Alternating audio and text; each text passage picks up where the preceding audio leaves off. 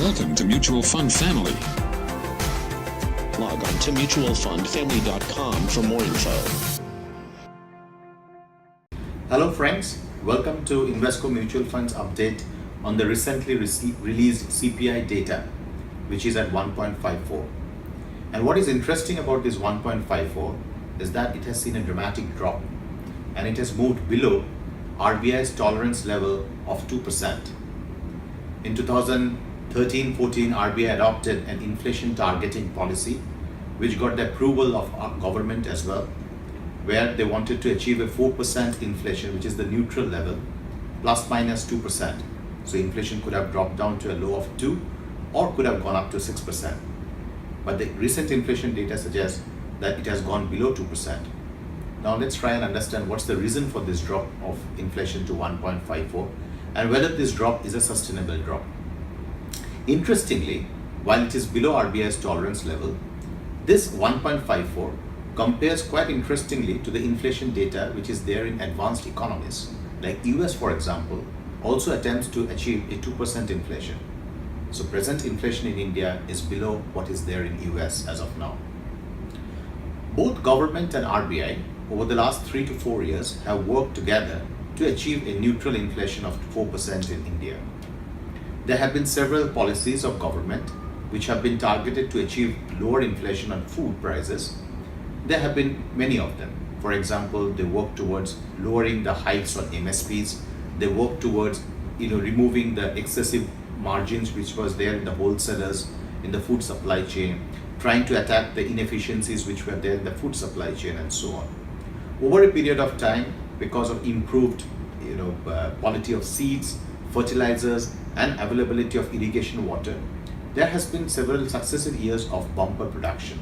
Although in the year 2014 and 15, Indian economy didn't receive a good monsoon, it was subnormal, but still the prices of food were kept under check because of the efforts of the government. The government also didn't shy away from trying a preemptive import during periods of short supply of certain food grains. So this is one part of the story. So government has achieved some success in controlling food price inflation, which was one of the perennial problems for the Indian economy.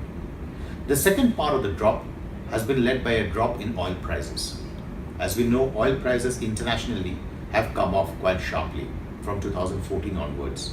And what has led to this drop? It's clearly normal economics. What it means is that the supply of oil in the international market is higher than the demand for oil. Although OPEC members have been trying to curtail the supply of oil and to pull up the prices to a certain extent, but still the supply of oil remains higher than the demand.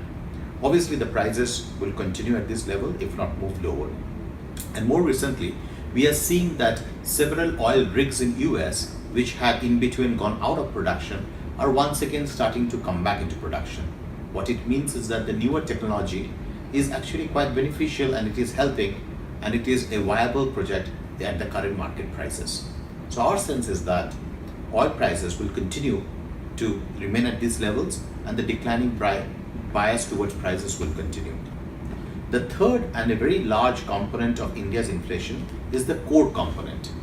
The core component of inflation constitutes about 9 to 10 subcomponents, which includes health, education, footwear, clothing, housing rent, and so on.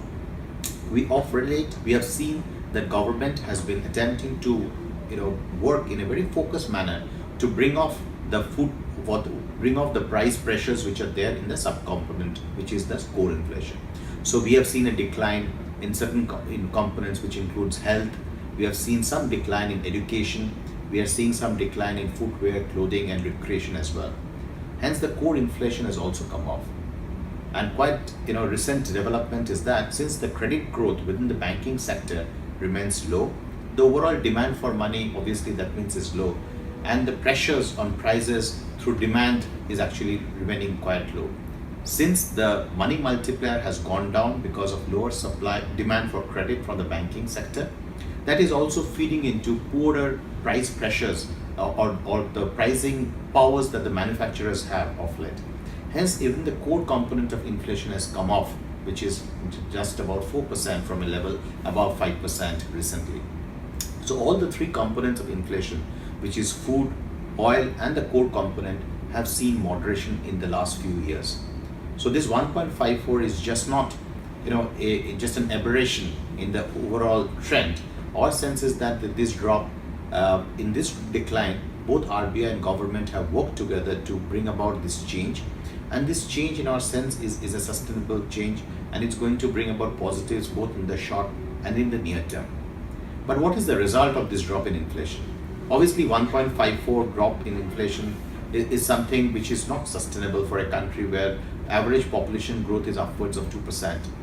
So we feel that the inflation will come up from these levels. It will move up to a level closer to maybe 3.5, but it's not going to happen anytime soon because there is a sustained decline which is visible on food and oil prices in the recent months.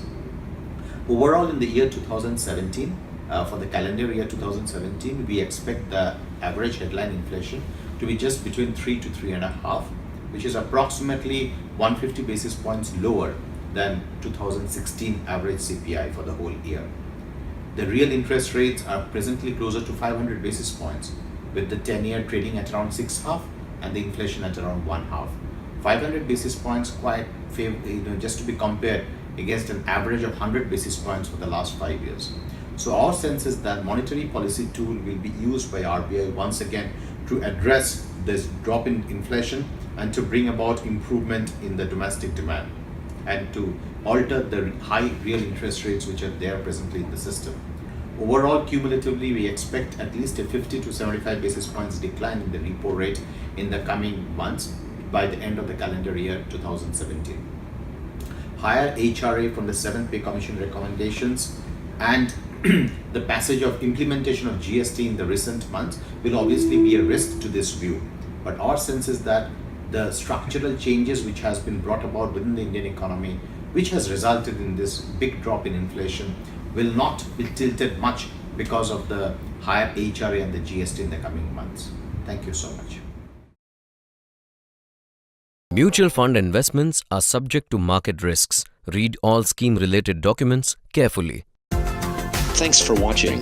Drop a like, leave a comment, and don't forget to subscribe Mutual Fund family.